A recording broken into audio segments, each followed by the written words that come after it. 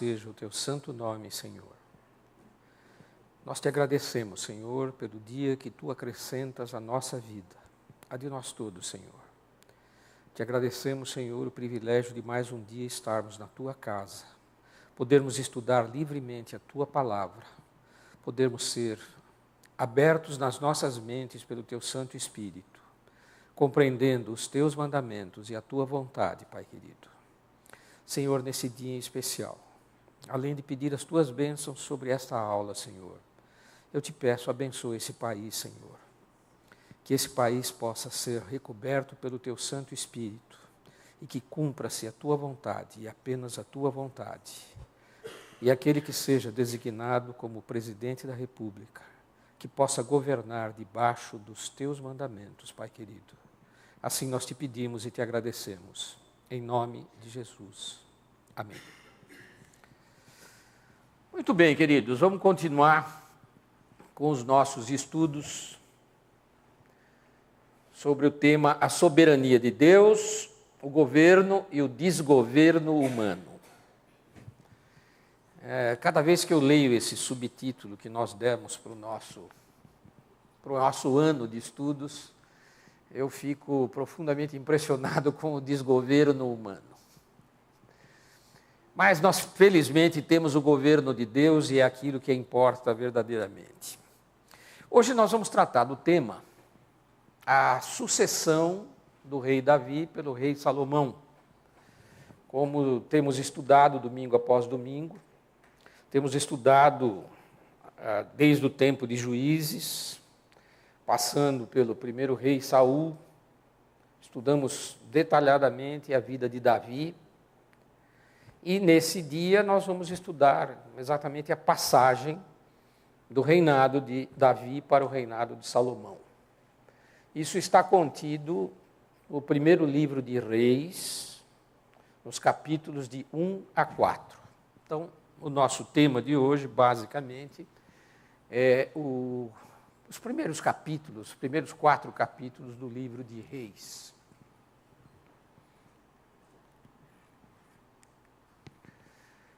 É importante, queridos, esse trecho de 4 capítulos é basicamente um relato histórico. Obviamente que tem as suas consequências teológicas, mas é essencialmente o relato de um fim de um reinado e o início de um novo reinado. Então, é importante que nós leiamos o texto que nos dá o pano de fundo, a âncora, para estudarmos detalhadamente esses 4 capítulos. E eu queria, então, que os irmãos me acompanhassem na leitura do primeiro livro de Reis, capítulo 1, versículos de 1 a 35. 1 Reis, capítulo 1, versículos 1 a 35. Sendo o rei Davi já velho e entrado em dias, envolviam-no com roupas, porém não se aquecia. Então lhe disseram os seus servos: procure-se para o rei, nosso senhor, uma jovem donzela que esteja perante o rei. E tenha cuidado dele e durma nos seus braços, para que o rei, nosso senhor, se aqueça. Procuraram, pois, por todos os limites de Israel, uma jovem formosa. Acharam Abisag, sunamita, e a trouxeram ao rei. A jovem era sobremaneira formosa, cuidava do rei e o servia, porém o rei não a possuiu. Então Adonias, filho de Agite, se exaltou e disse: eu reinarei. Providenciou carros e cavaleiros e 50 homens que corressem adiante dele.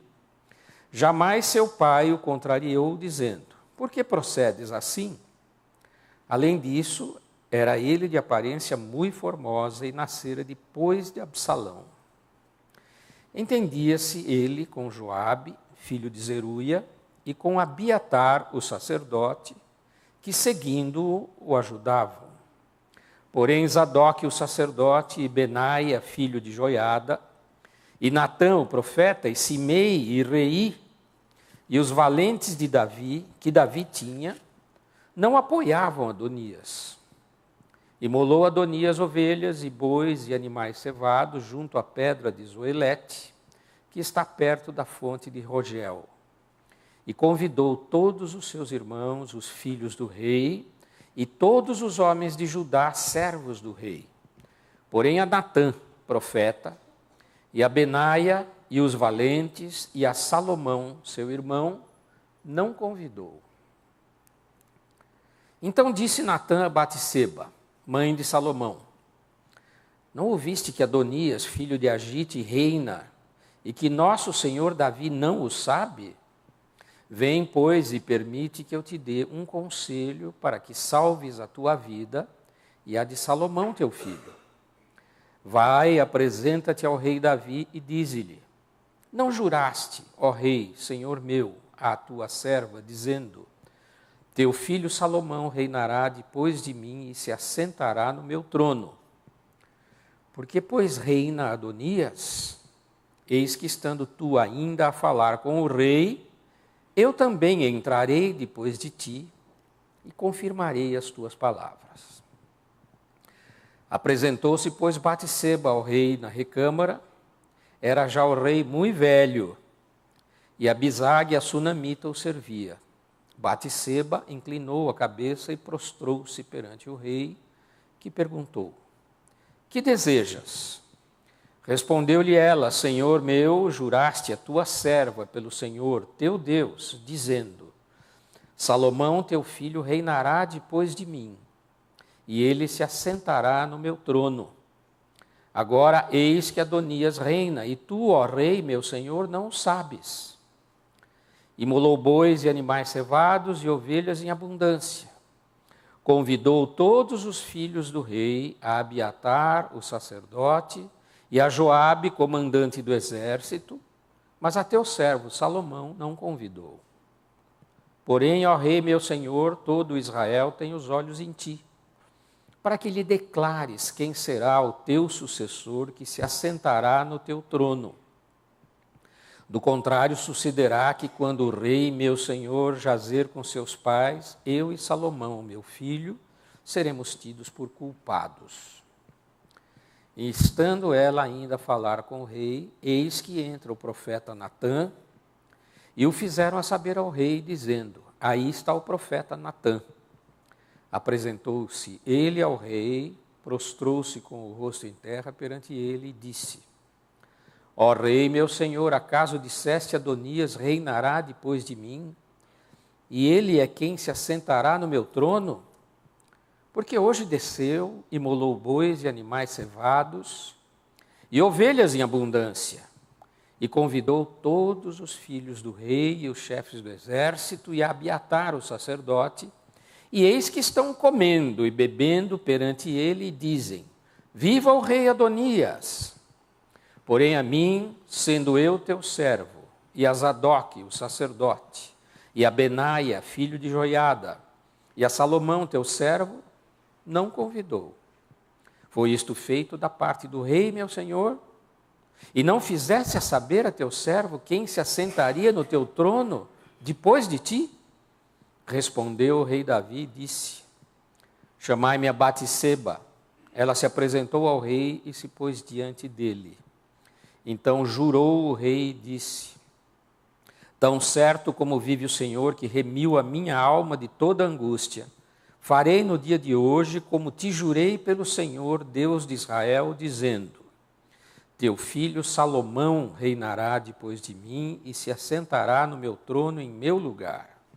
Então Batseba se inclinou e se prostrou com o rosto em terra diante do rei e disse: viva o rei Davi, meu senhor, para sempre.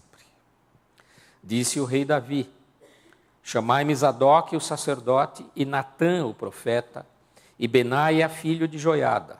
E eles se apresentaram ao rei. Disse-lhes o rei: tomai convosco os servos de vosso senhor, e fazei montar meu filho Salomão na minha mula, e levai-o a Giom. Zadok, o sacerdote, com Natã, o profeta, ali o ungirão rei sobre Israel. Então tocareis a trombeta e direis: Viva o rei Salomão! Subireis após ele, e virá e se assentará no meu trono, pois é ele quem reinará em meu lugar, porque ordenei seja ele príncipe sobre Israel e sobre Judá. Esses 35 primeiros versículos expressam detalhadamente como se fazia a sucessão no mundo antigo. Apenas uma declaração pública do rei era suficiente para definir o seu sucessor. Vamos procurar situar o ambiente, o momento que vivíamos. Israel tinha vindo do Egito, no Êxodo. Tivemos o período de Josué, em que as tribos conquistaram o território de Israel e se estabeleceram geograficamente por toda a Palestina, pela Palestina de então. E aí nós tivemos o período de Juízes. O povo de Israel era, digamos, um aglomerado de tribos, as 12 tribos, as 10 tribos de Israel, as 2 tribos de Judá ao sul. E essas 12 tribos viviam regidas por juízes. E assim foi por aproximadamente 400 anos. Era uma nação descentralizada, não havia um governo central, até que no fim do período de Juízes, o povo de Israel clama: queremos ter um rei, queremos ser um povo unificado, queremos ser como os demais povos.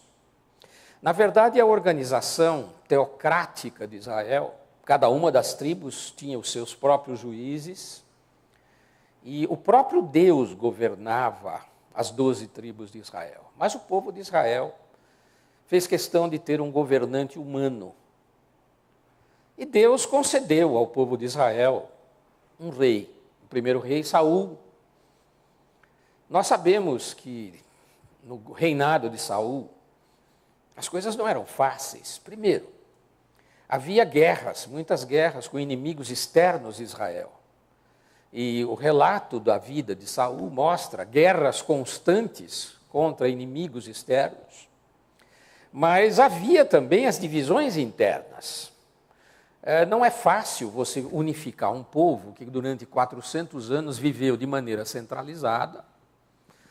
E, obviamente, havia lutas intestinas muito fortes. Saul acabou se afastando de Deus. E Deus tirou o reinado de Saul. Ele ainda reinou por muitos anos, mas Deus tirou de Saul as suas bênçãos, de modo que o final do reinado de Saul foi todo ele de guerras externas e guerras internas. Deus proveu um sucessor a Saul, na pessoa do então pastorzinho Davi, filho de Jessé. E o livro de Samuel nos conta detalhadamente os grandes conflitos que aconteceram no final do governo de Saul e durante o período de ascensão de Davi. Isso não foi pouco tempo, não. Foram décadas. Ou seja, o próprio Saul, que amava a Davi, mas que temia Davi, porque Davi tinha sido ungido por Samuel, amando de Deus, como o novo rei de Israel, Saul temia Davi. Era uma relação de amor e ódio. E durante pelo menos 10 anos, Davi viveu fugindo de Saul. Nós já estudamos tudo isso. As coisas não eram fáceis. Se nós olharmos, queridos, os nossos dias de hoje, as coisas são muito mais fáceis. Nós temos uma Constituição, nós temos regras institucionais, como as coisas têm que acontecer, nós temos um Tribunal Superior Eleitoral, em suma, nós temos toda a estrutura, tudo definido. A cada 4 anos nós nos reunimos em eleições e elegemos os novos comandantes do país. Diríamos que, em termos mais simples, as coisas são civilizadas. Naquele tempo não era assim. Naquele tempo não havia instituições, a não ser as instituições divinas, as regras teológicas, que ainda não estavam escritas, ainda estavam na cultura do povo apenas. A Bíblia, como nós a conhecemos, ainda não estava escrita. Nós tínhamos um tempo em que conquistar o poder não era uma coisa tão simples. Ou seja, o profeta falou que fulano é rei e pronto, todo mundo obedece. Não era assim. O rei morre e fala, meu filho tal é o rei, e as coisas acontecem, não era assim. Não. Havia conflitos e lutas internas, e o novo rei sempre tinha que fazer enormes esforços para conseguir estabelecer o seu poder. E a coisa era sempre, naquele tempo, não a bala, porque não havia bala, mas era na espada. Ou seja, corria sangue sempre para todo lado. A coisa era resolvida no sangue. É mais ou menos como aconteceu essa semana, 3 dias atrás, pertinho da minha casa. 2 lenhadores que estavam trabalhando na florestinha, em frente à casa do meu caseiro. E 2 lenhadores começaram a discutir, se desentenderam por algum motivo, começaram a gritar, bate-boca forte. Um era idoso, tinha 78 anos, e o outro um jovem de 20 e poucos anos. E o bate-boca andou, até que um terceiro tirou o jovem de perto do velho e afastou. E o velho continuou gritando contra o outro, ou seja, continuaram batendo boca à distância. Aí o jovem pega um martelo, sai correndo, eu vou te matar. E o velho estava com a motosserra ligada e simplesmente enfiou no outro. No tempo de Israel era assim. Era no sangue. Ou seja, matava-se normalmente. O próprio velho de 78 anos que matou o outro, falou, ele vai me matar, então eu mato ele primeiro. Aliás, eu já matei um em outro lugar que eu morava, então tanto faz. Essa é a natureza humana, queridos. No tempo da Israel antiga era assim, tudo era resolvido no sangue, na morte, na espada. E nós vamos ver exatamente, esse primeiro período de Salomão foi exatamente assim. Exatamente assim. Vamos pensar no rei Davi. O rei Davi tinha reinado 40 anos. Ele tinha estado em guerra contra os filisteus e tinha estado em guerra contra o próprio Saul antes de ser rei. Portanto, Davi, que morreu com 70 anos, tinha passado pelo menos 50 anos em guerra. Ele não fazia outra coisa. Quer dizer, fazia. Davi reinou, Davi escrevia salmos, Davi tocava lira, Davi era um brilhante poeta, era um homem espetacular. Mas a maior parte do trabalho de Davi era fazer guerra. Passou a vida inteira fazendo guerra. Tanto que Davi se dispôs a erigir o templo do Senhor, e Deus disse para ele, não, Davi, não é você que vai erigir meu templo, porque você é um homem de sangue, você é um guerreiro, você matou muita gente, você derramou muito sangue sobre a terra, portanto eu não vou permitir que você erija o templo que há de ser a minha casa. Deus está dizendo, apesar de Davi agir sob a orientação de Deus, mas Deus disse claramente a Davi, você é um homem de sangue. E a vida de Davi foi sangue, sangue, sangue. E a morte de Davi, como vocês vão ver, também foi sangue. Ora, esse era o ambiente adorável que aconteceu a sucessão de Davi para Salomão. Queridos, nesse trecho de 4 capítulos, estão mencionados vários personagens. E para que a gente entenda melhor a história desse tempo, é bom que a gente se situe quanto aos personagens. Não todos, não é necessário citar todos, porque alguns são claramente conhecidos. Mas alguns a gente precisa destacar para que possamos entender o enredo da sucessão de Davi por Salomão. Primeiro, Abisag. Abisag era uma jovem e bela mulher da cidade de Sunem, ou Sunã, que ficava no território de Issacar. Ela foi dada a Davi na sua velhice para que ele se aquecesse. e ela foi a última esposa de Davi. Esposa como era naquele tempo. Davi tinha um harém, muitas esposas e muitas concubinas. Era dado aos reis no Oriente Antigo que tivessem haréns com muitas esposas e muitas concubinas. E Abisag pode ser considerada a última esposa de Davi, embora eles nunca tivessem coabitado efetivamente. Adonias era irmão de Davi, meio-irmão, porque a mãe dele era outra. A mãe de Adonias era Agite, uma das esposas de Davi, e Salomão, como todos sabemos, era filho de Batseba. Adonias era o quarto filho de Davi, Salomão era o 10º filho de Davi.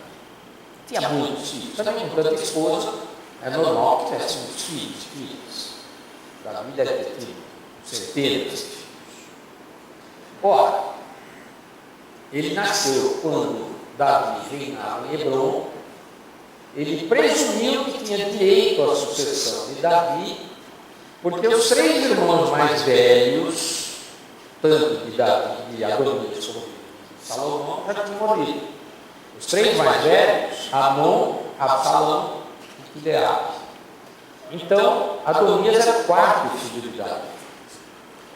Não havia regras de sucessão definidas ainda no reino de Israel. Vejam, o primeiro rei, Saul, foi ungido por Samuel, por definição de Deus. E assim também, Davi foi ungido, rei de Israel, por definição de Deus. Então nunca tinha havido uma sucessão. Era tradição no mundo antigo a sucessão pelo filho mais velho. E essa é uma tradução que, onde há monarquia, persiste até hoje persiste. Ou seja, o filho mais velho sucede o rei ou a rainha. Tome, por exemplo, a rainha de Inglaterra. Ela sucedeu Jorge VI como filha mais velha da Inglaterra, importa-se homem ou mulher. O mais velho sucede. Ela está reinando há 60 anos, praticamente. Praticamente não, passou de 60 anos. Ela se tornou rainha em 52, estamos em 14, faz 62 anos que ela é rainha.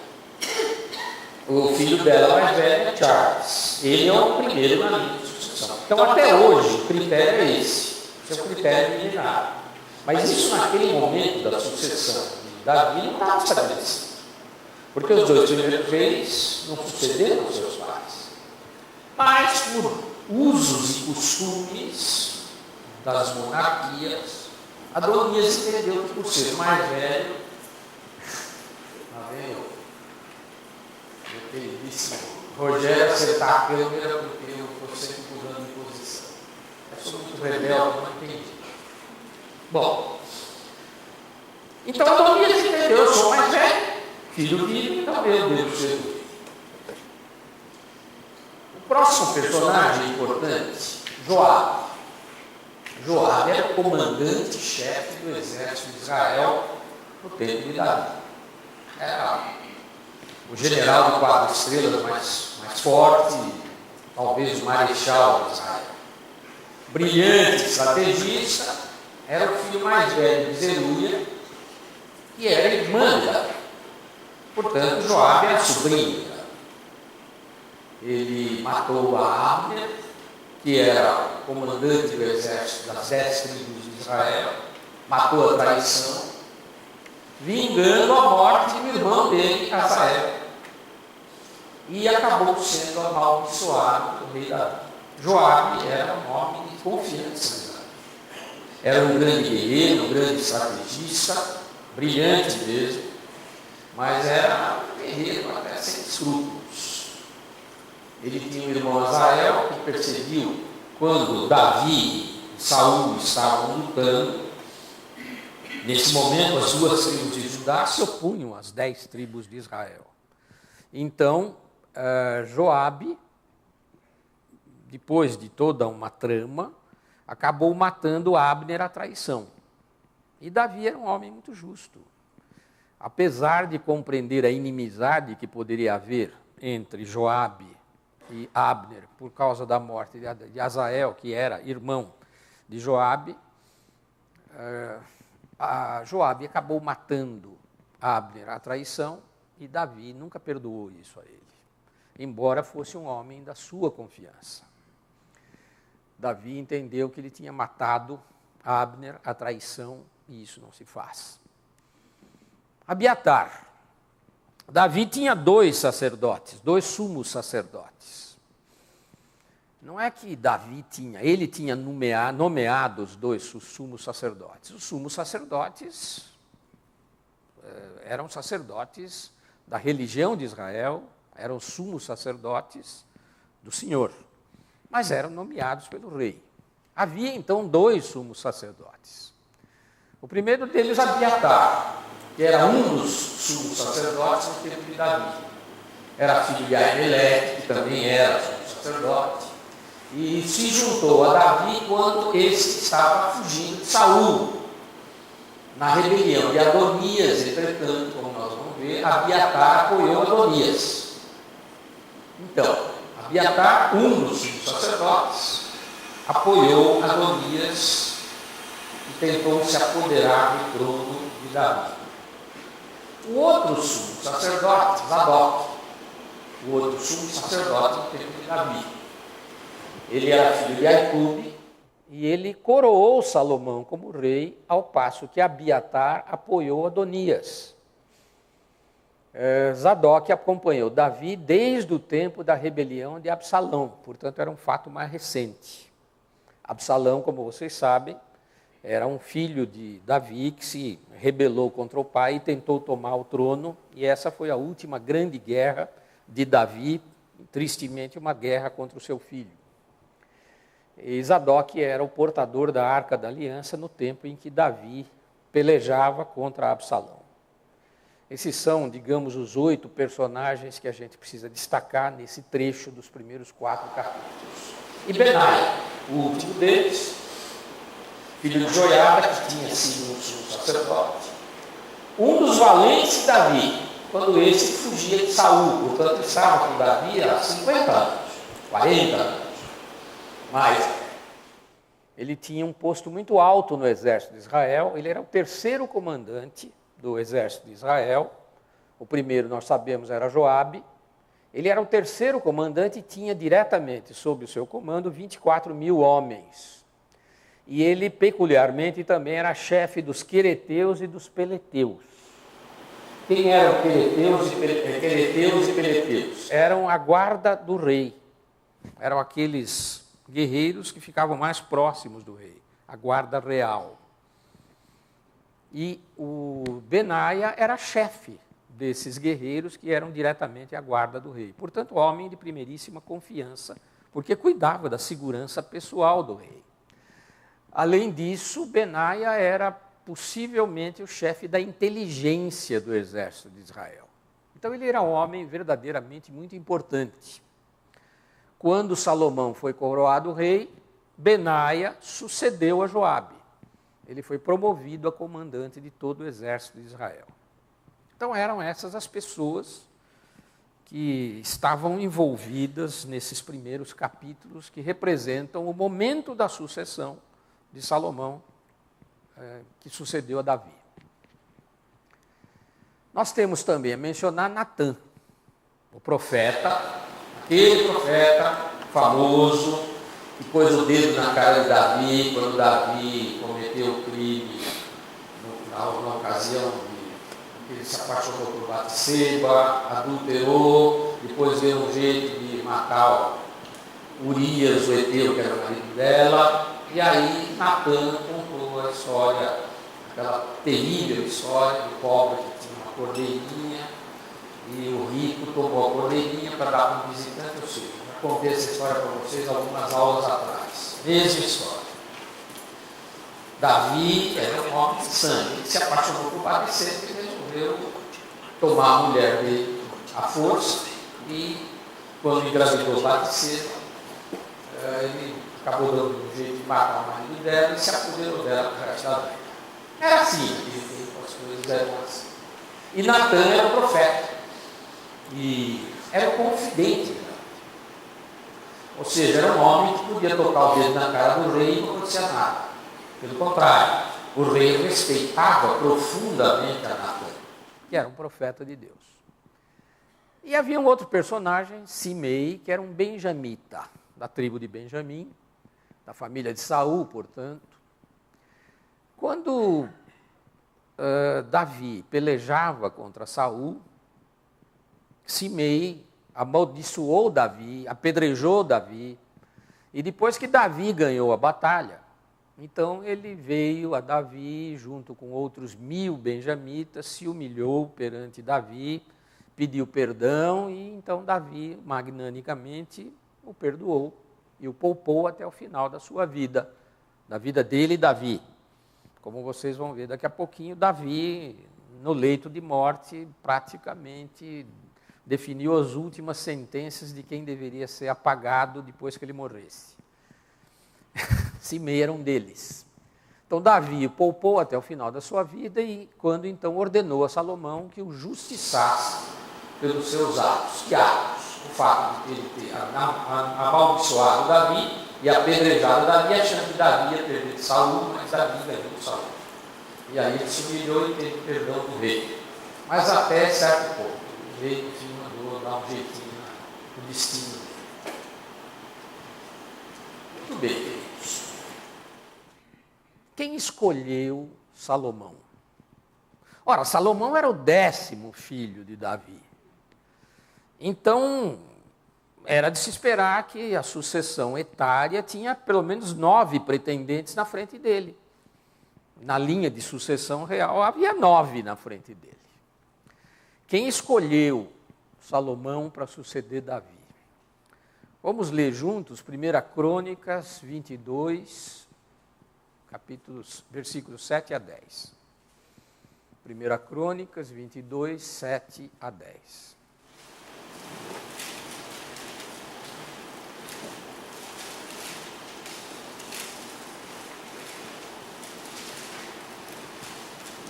Disse Davi a Salomão: Filho meu, tive intenção de edificar uma casa ao nome do Senhor meu Deus.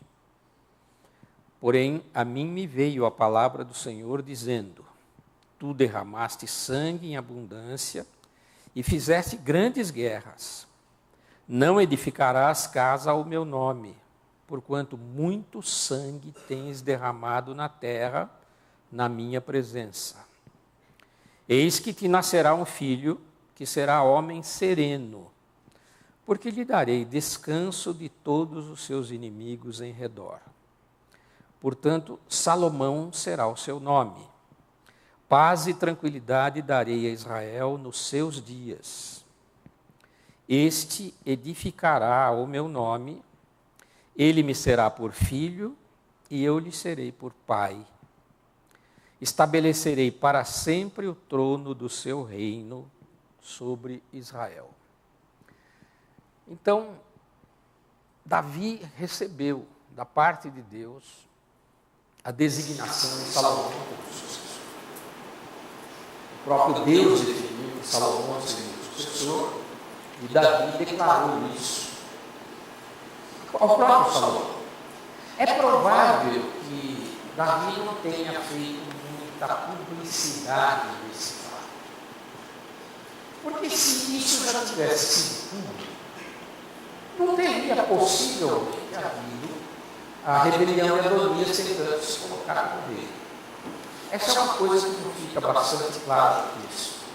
Mas a rebelião de Adonias pressupõe possivelmente o desconhecimento de que Salomão já tinha sido sobre. É provável que Adonias tivesse uns 40 anos ou mais, enquanto que Salomão tinha 20 anos. Salomão, digamos, era o filhinho do rei, playboyzinho, filhinho do papai, como se tem dito acerca do Aécio. O Lula disse isso, Aécio é um filhinho do papai, playboyzinho. Então, eu diria para vocês que talvez Salomão, com 20 anos, pouco depois de adolescente, não era de se esperar que se tornasse o rei, tendo ele irmãos mais velhos, na casa dos 40 anos e mais. Então é possível que isso se deva ao fato de que a declaração de que Salomão seria o rei era um assunto conhecido por Davi, por Natã, que era o seu confidente, por Batseba, que era a mãe, que também ficou sabendo, e pelo próprio Salomão. Mas talvez isso não tenha sido de conhecimento público.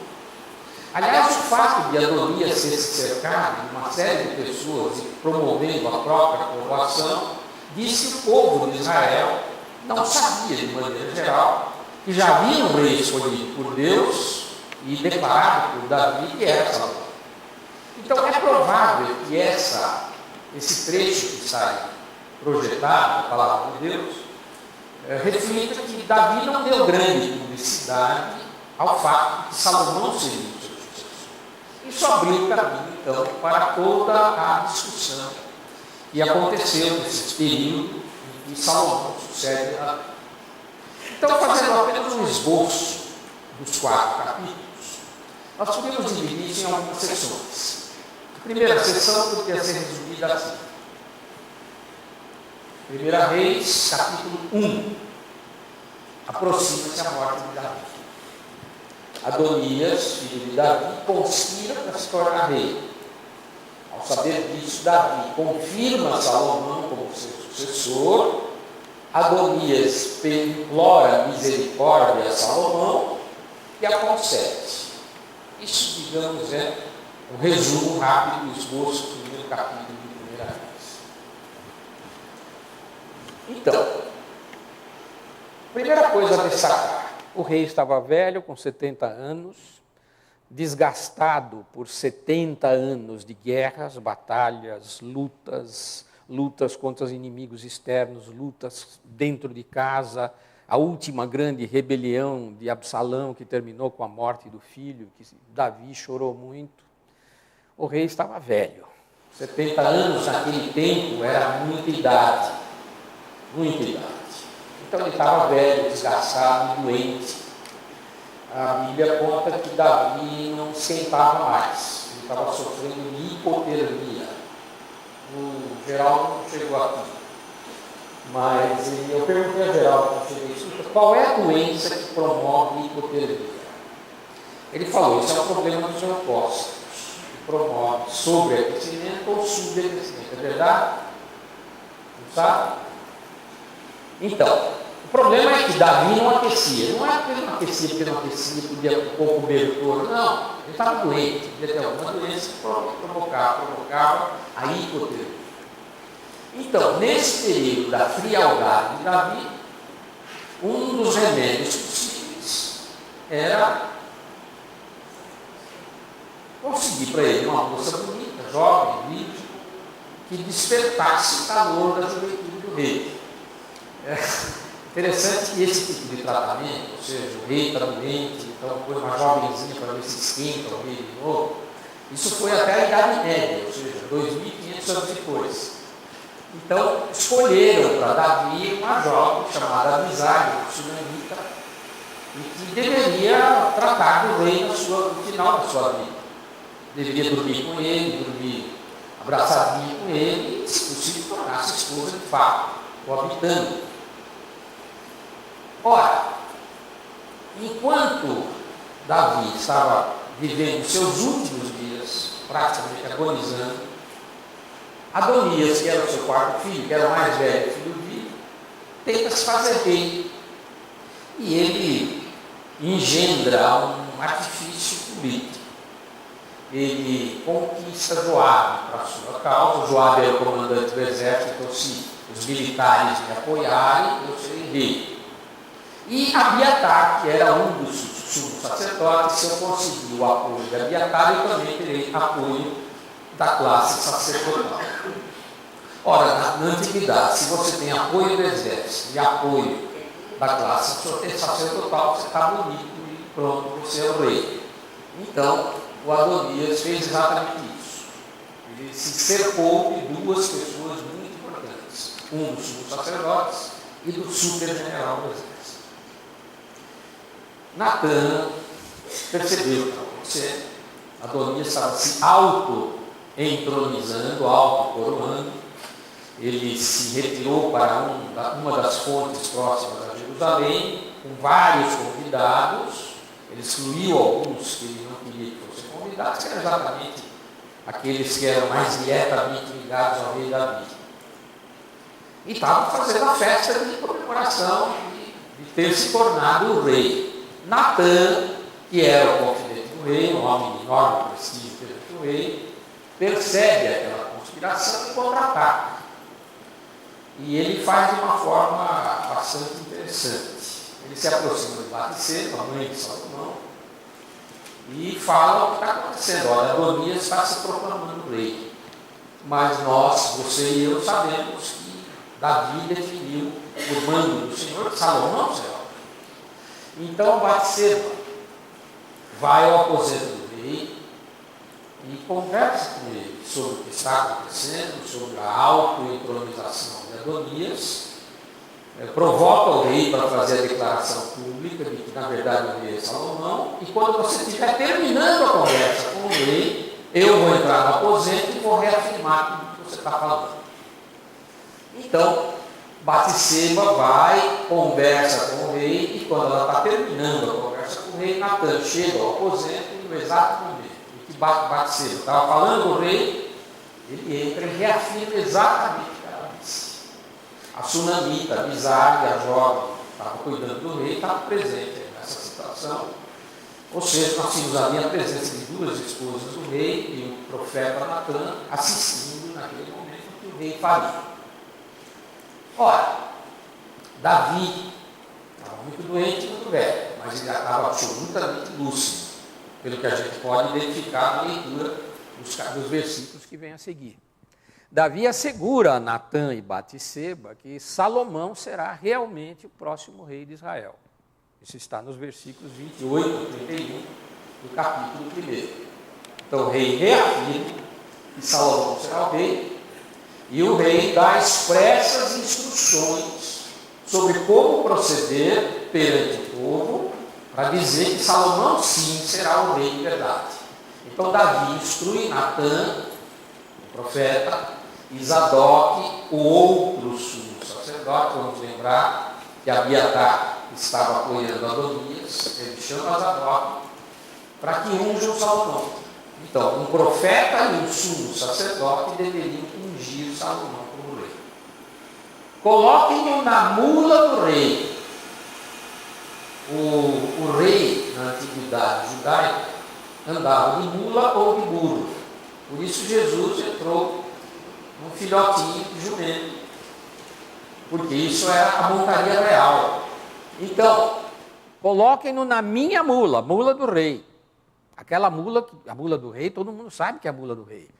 É como o carro do presidente, todo mundo sabe que aquele é o carro do presidente. Tem bandeira, a mula do rei tinha esse significado.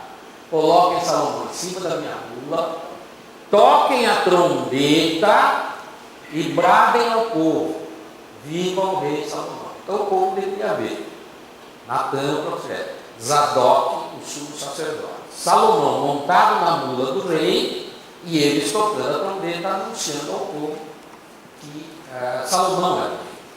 Isso era, digamos, o cortejo oficial de entronização de Salomão. E isso foi definido especificamente, expressamente por Davi. O sumo sacerdote, Zadok, faz exatamente o que Davi ordenou.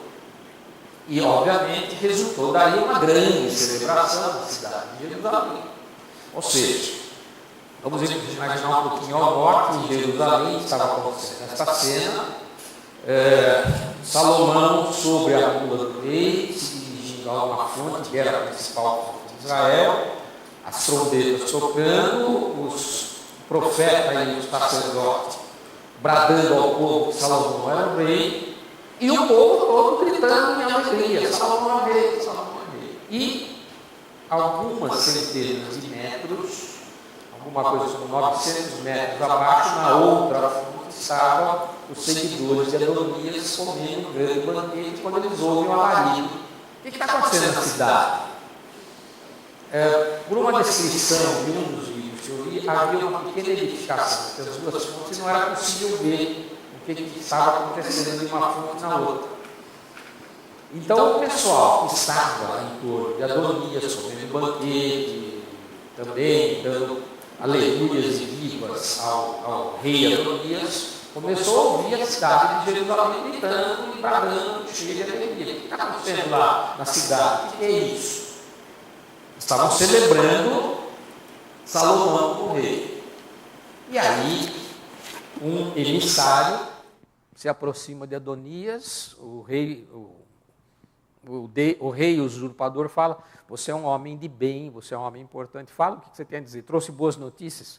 Pelo contrário, rei, está sendo designado Salomão como novo rei. Portanto, essas são péssimas notícias. O senhor, na verdade, é um usurpador.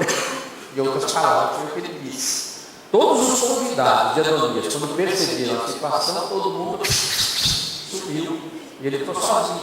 Por quê? Porque o rei de verdade era Salomão. Estava sendo designado, o rei Davi estava vivo ainda. Então era um oficial. E eles perceberam: nós estamos aqui em torno do usurpador, comemorando com ele, comendo carne com ele. Então nós estamos fritos. Por quê? Quem fazia parte da turma do usurpador terminava de que jeito? Espada. O próprio usurpador terminaria na espada. Então, o que aconteceu? Adonias descobriu que Salomão era novo rei e correu para o altar do tabernáculo.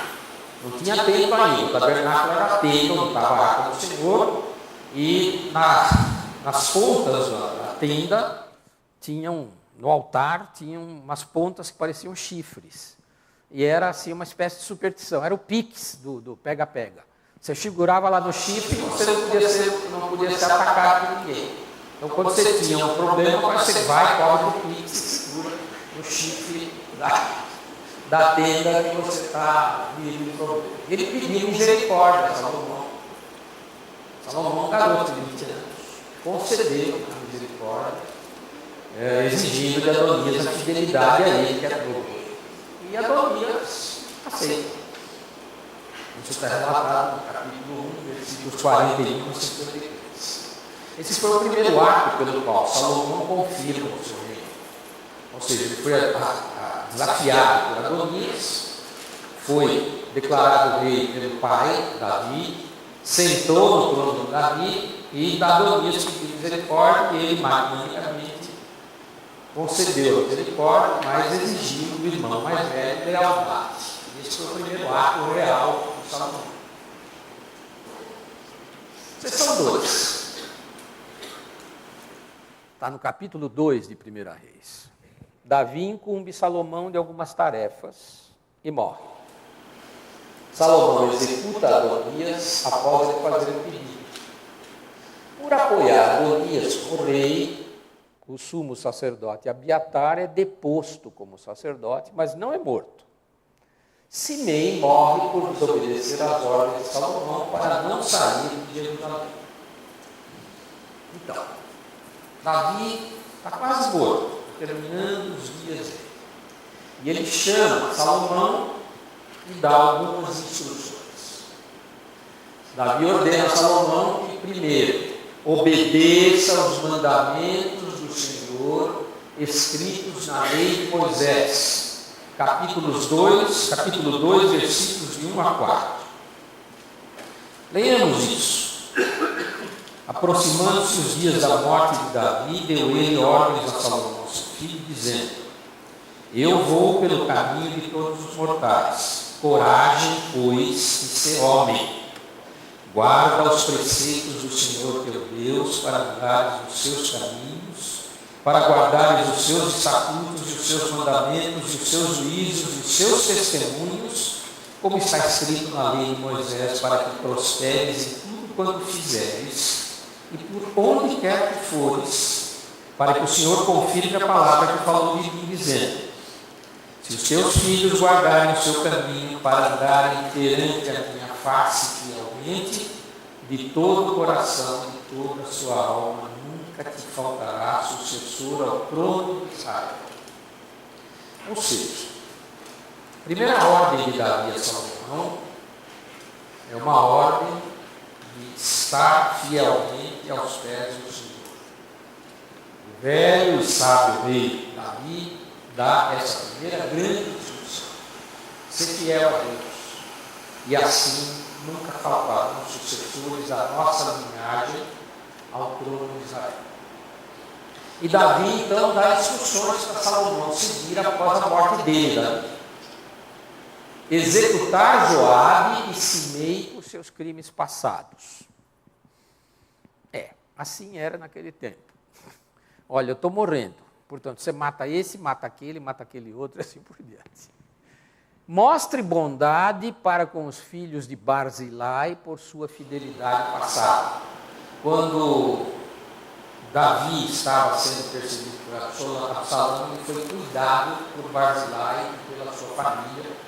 E Davi se lembra dessa bondade e determina a Salomão que cuide dessa família de Barzilai. Depois de reinar 40 anos, Davi descansou e foi enterrado na cidade de Davi, que é a parte sul de Jerusalém atual. Ali ele descansou e está ali até hoje. Salomão tem, logo no início do seu mandato, inimigos. Inimigos, basicamente, aqueles que Davi disse que eram inimigos. Adonias. Adonias era o irmão de Davi que tentava usurpar o trono. Como ele perdeu aquele round da batalha, Adonias não desistiu, não. Ele continuava pretendendo ser rei. Então ele se aproximou de Batseba, mãe de Salomão. Olha, intercede por mim junto ao rei. Eu queria casar com a Abisag. Quem era Abisag? Era a jovem sunamita que tinha sido a última esposa do rei, que foi chamada para aquecer o rei. Ela é muito bonita. Batseba, uma mulher já madura, aí ele está apaixonado por ela. Coitadinho, então eu vou interceder por ele perante meu filho. Salomão que é o rei. Ela só percebeu ali uma questão de amor, atração. Na verdade, Adonias estava pretendendo o seguinte: Abisag era esposa dela. E se ele conseguisse desposá-la, ele passava a ter de fato uma pretensão real. E esse era o passo inicial para ele tentar tomar o trono de Salomão. Essa era a jogada dele. E Batseba foi ao filho. Salomão, filho, eu queria te fazer um pedido. Faça, minha mãe. Eu queria que você concedesse a mão de Abisag ao teu irmão Adonias. Salomão ficou furioso, porque ele percebeu rapidamente a trama do outro. Ele quer casar com uma mulher do rei, a última mulher do rei, para tentar tomar o trono. O que ele fez imediatamente, mandou matar o irmão. E Adonias então foi executado imediatamente. E assim o segundo ato de Davi para fortalecer o seu reinado. O primeiro ato foi ser magnânimo para com Adonias, desde que ele fosse fiel a Salomão. Como Adonias insidiosamente tentou manobrar para tomar o trono de Salomão, Salomão rapidamente mandou matar e assim ele se fortaleceu como rei. Abiatar, que era o outro sumo sacerdote que tinha apoiado Adonias, Salomão mandou destituiu-o do sumo sacerdote, o depôs, mas não matou. Olha, vai embora para a tua terra, você não é mais sumo sacerdote. Foi demitido sumariamente por Salomão, e assim termina a figura de Abiatar, o outro inimigo. Joabe era o grande comandante do exército de Israel. Tinha acompanhado Davi por toda a história. Era um homem de enorme prestígio. Mas Joabe também tinha apoiado Adonias. Joabe foi determinada a sua morte por Davi. Olha, Salomão, Joabe é um homem importante. Cuidado com ele. Porque ele é um homem sanguinário, perigoso, e ele tem que ser passado ao fim da espada. E Salomão mandou matar Joabe por instrução de Davi. Por quê? Foi a vingança da morte, digamos, a traição de Abner, que era o comandante das 10 tribos de Israel, e Amasa, que era o comandante das 2 tribos de Judá. Então, Joabe foi justiçado por ordem de Davi e amante de Salomão. Isso também fortaleceu, obviamente, a figura real de Salomão. E Simei. Simei é o Benjamim, que tinha apedrejado Davi, mas pediu perdão a Davi. Davi perdoou, mas quando Davi estava morrendo, ele disse: olha, Simei, esse cara é perigoso, olho nele, não dá para confiar muito. Salomão chamou Simei e falou: olha, você vem, faz uma casa aqui dentro de Jerusalém e você não pode sair da cidade, porque se você sair da cidade, você morre. E Simei fez uma casinha lá em Jerusalém, ficou morando lá 3 anos. 2 escravos deles fugiram para a Filístia, e Simei, escondidinho na calada da noite, saiu correndo para pegar os 2 escravos e voltou. Só que qualquer passo que Simei desse, os oficiais do rei estavam instruídos a dizer para o rei o que ele estava fazendo. Imediatamente chegou no ouvido do rei que ele tinha saído da cidade. O que aconteceu? Não tem conversa. Foi morto, executado às ordens de Salomão. Portanto, o que a gente enxerga aí, queridos? Para estabelecer o seu trono, sangue, espada, energia, ou seja, você tem que simplesmente eliminar os seus inimigos. Assim é que se fazia, de fato, na antiguidade, para estabelecer o poder do governante. E a Bíblia relata exatamente isso. Como Salomão estabeleceu o firmamento do seu reino. E a seção 3, os capítulos 3 e 4. Então, se a parte, digamos, de estabelecimento do trono de Salomão terminou nos 8 primeiros capítulos. Os capítulos 3 e 4, então, mostra Salomão estabelecendo o seu reino, montando a estrutura administrativa, fazendo alianças políticas, e a questão verdadeiramente importante do ponto de vista teológico, o surgimento da sabedoria de Salomão. Esboçando a seção 3, capítulos 3 a 4. Salomão casa-se com uma das filhas de Faraó. Quando o Senhor oferece tudo o que Salomão desejava, ele opta por sabedoria. E manifesta essa sabedoria numa disputa que houve entre 2 prostitutas. Os oficiais de governo de Salomão são nominados nesse trecho. Israel alcança paz extensa, extrema nesse período, que foi o reinado de Salomão. E a fama de Salomão, a honra de Salomão se espalha por todas as nações vizinhas. Então vamos lá. O poder de Salomão vai aumentando.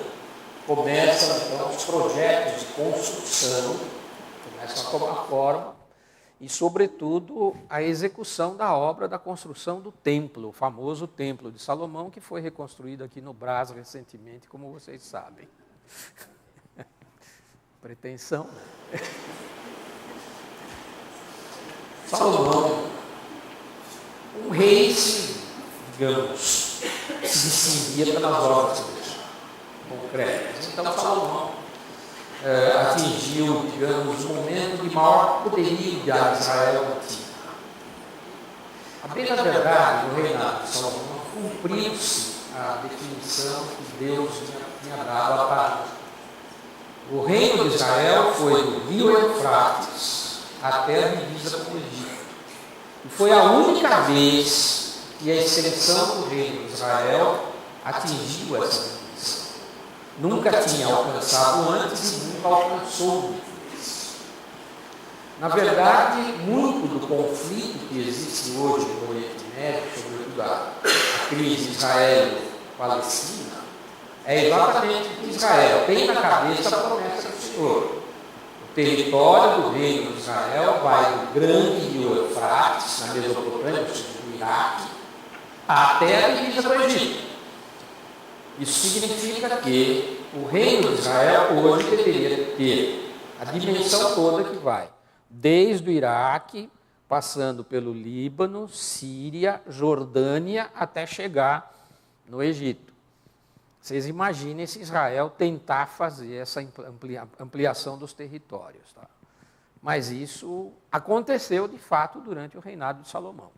Durante o período de Salomão, Israel teve essa extensão. E como Deus tinha prometido, foi um período de paz. E diria pelo seguinte, os assírios, que eram a potência emergente, ainda não tinham atingido o seu poderio máximo no tempo de Salomão. Os hititas estavam em declínio, ao norte, na Turquia. E o Egito estava vivendo um período de fraqueza. A 21ª dinastia era uma dinastia fraca. Então, as nações poderosas em volta estavam vivendo um momento de, digamos, vazante. E foi esse o momento de maior poderio da nação de Israel.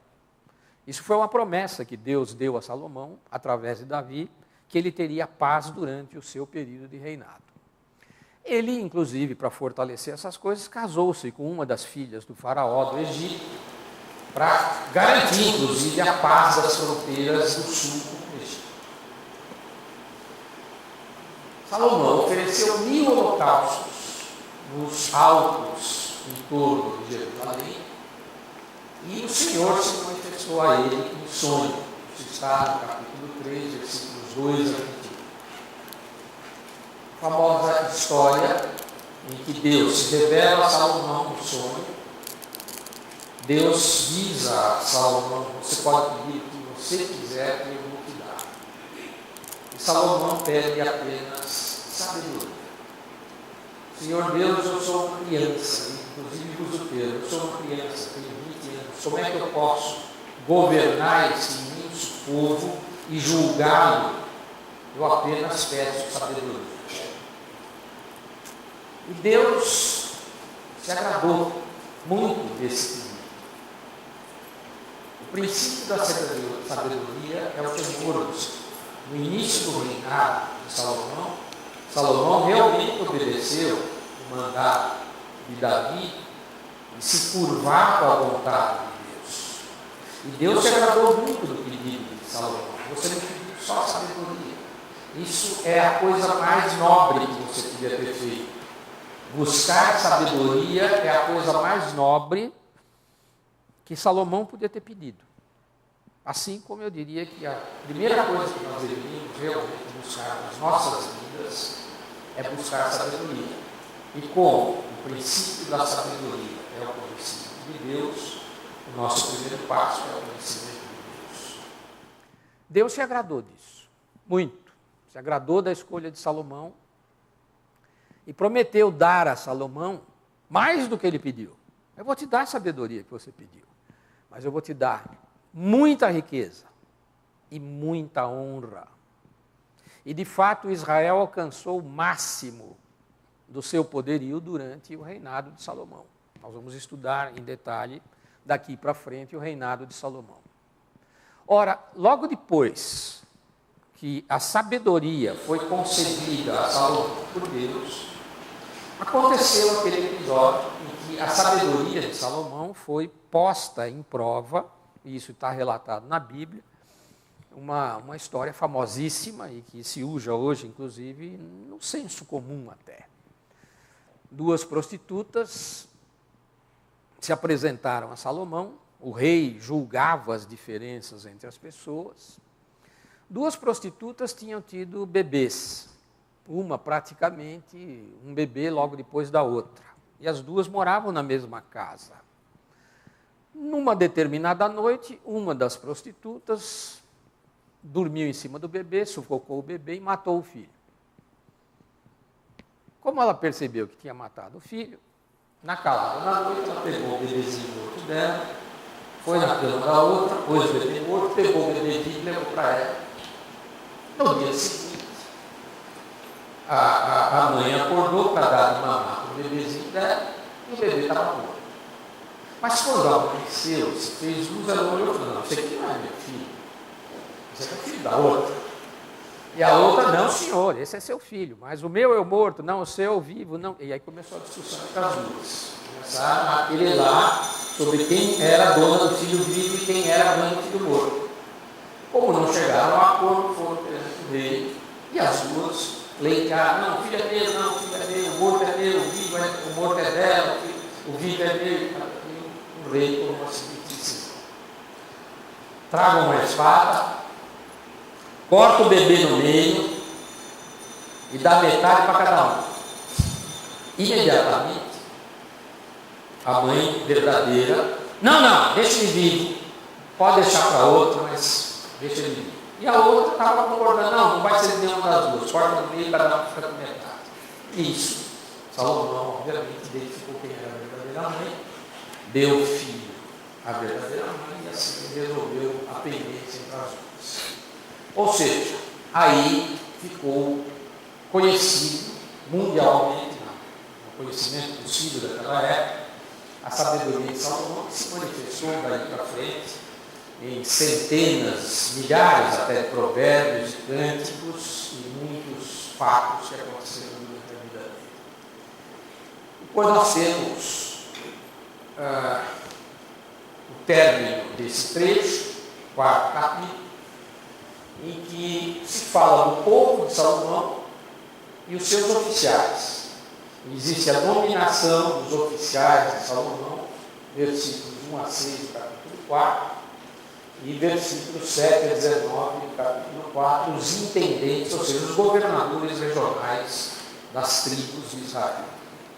A prosperidade, o reino de Israel cresceu imensamente, prosperou grandemente sob o governo de Salomão, atingiu a sua máxima extensão e a sua máxima riqueza. Os domínios de Salomão fazem com que ele governe sobre toda a terra da Palestina, desde o rio Eufrates até a terra dos filisteus, que é a divisa com o Mediterrâneo, e a divisa com o Egito ao sul. E as provisões também são relatadas, todos os governadores provinciais, ou seja, os intendentes, a cada mês eram responsáveis por abastecer o Palácio Real, e a Bíblia relata isso nos versículos 22, 23, 27 e 28. E assim a gente completa o estudo desses 4 capítulos que representam a passagem do reino de Davi para o reino de Salomão. Alguma colocação? Pergunta? Se estiver a meu alcance.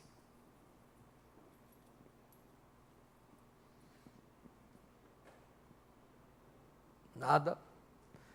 Então eu vou pedir ao Cícero que faça uma oração de encerramento da nossa aula, não se esquecendo mais uma vez de pedir pela sucessão da nossa presidenta ou presidente, o que venha pela vontade de Deus no dia de hoje.